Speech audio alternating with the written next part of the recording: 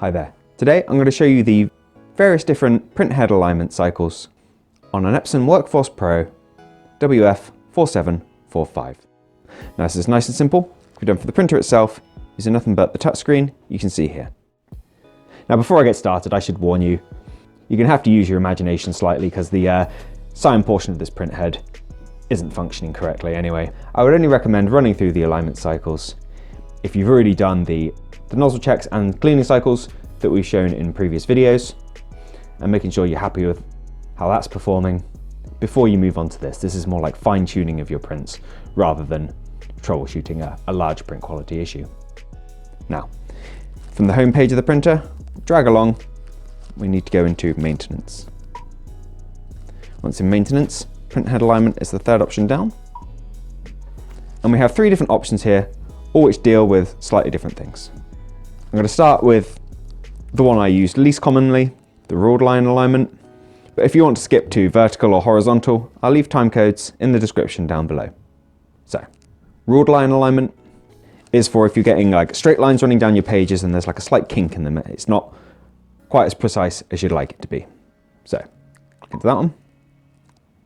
Let's start. And this will take the printer just a second. And when it's finished, you'll have a page like this. It's kind of broken down into two sections, number one, number two. Looking at number one, what we're looking for is the resulting line that is the straightest at the point where these horizontal lines kind of intersect it. As you can see, they're all looking a little bit crooked there. So we just need to choose the one that's closest to being perfectly straight for its entire length, which I would say is number 7.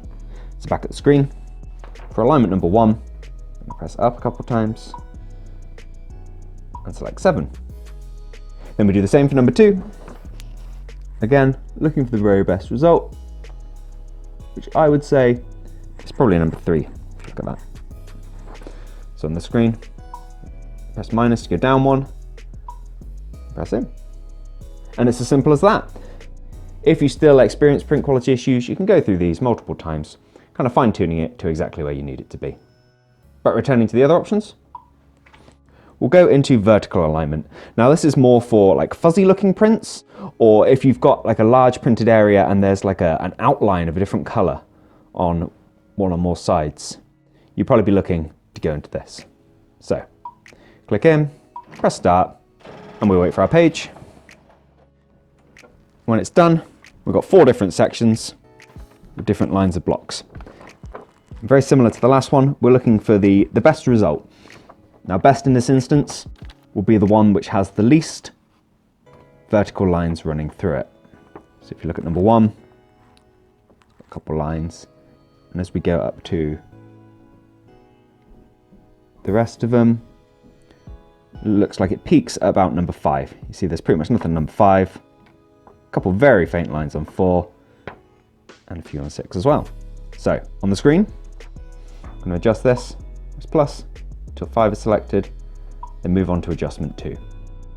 And you just repeat this for the other 3 lines. Doesn't really matter about the colours, you're just looking for the very best print. Now sadly I actually have a missing cyan on this printer, so getting a decent alignment can be quite difficult. So your page should be looking better than mine. I'm going to go through the last 2 because I can't really tell. And then we're done. Now horizontal alignment is for either missing very thin lines running horizontally, or sometimes you kind of get like overlapping colors. So you get like a more distinct line where more ink has been overlapped than it should do. So we press to go into that, either color or black and white. I'm going to choose color,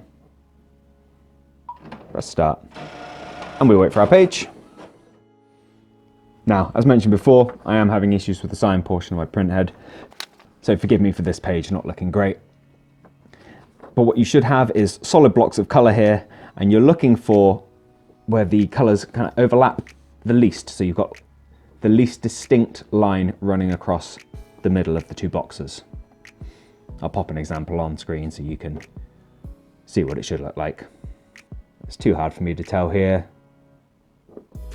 so I'm just going to stick with the standard one, and we're done. And that's all there is to see here, really. If you found this video useful, please do let me know with a like. If there's anything else we can help with, let me know down in those comments. Otherwise, thank you for taking the time to watch this video, and I'll see you in the next one. Take care. Bye bye.